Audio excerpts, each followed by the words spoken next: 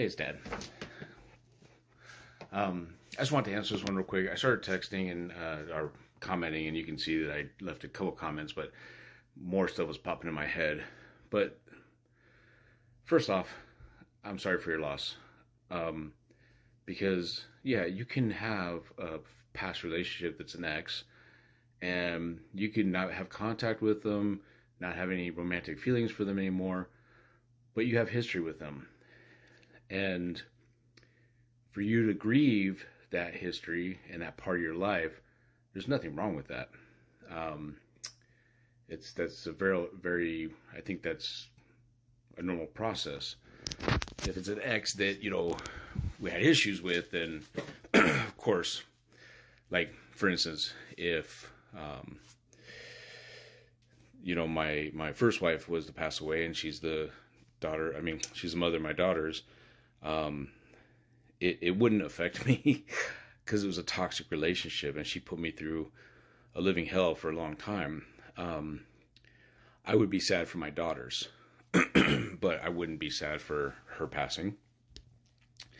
Um, because whatever good history we had, she, tarnished all of it. But that's me. So, um, you know, you have to be able to grieve. It's a process.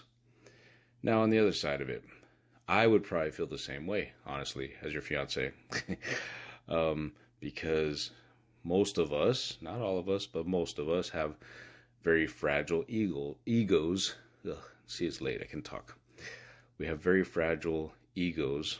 And even if you're sitting there telling me, oh, I didn't care for him like that. He was just, at this point, it's just a friend, and I've lost that friend, which is the way I would go about it. But I can still hear the argument. I can still hear it, like, well, if you didn't have any feelings, if you didn't have feelings this whole time, then why are you, mourning this loss? I can hear both sides. So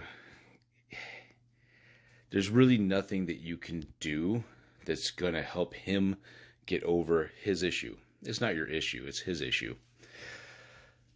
Yes, guys, I know. It's like I'm fighting for the other team.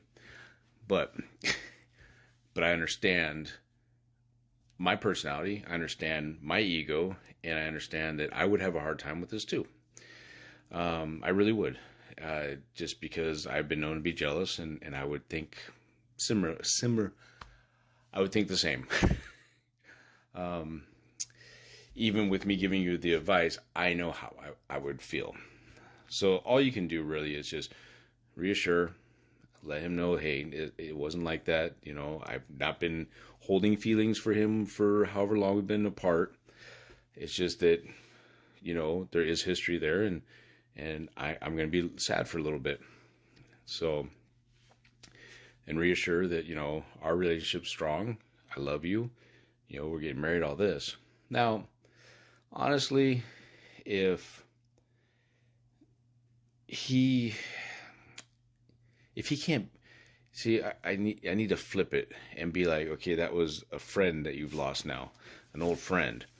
And if he can't be there for you to support you during your grieving process,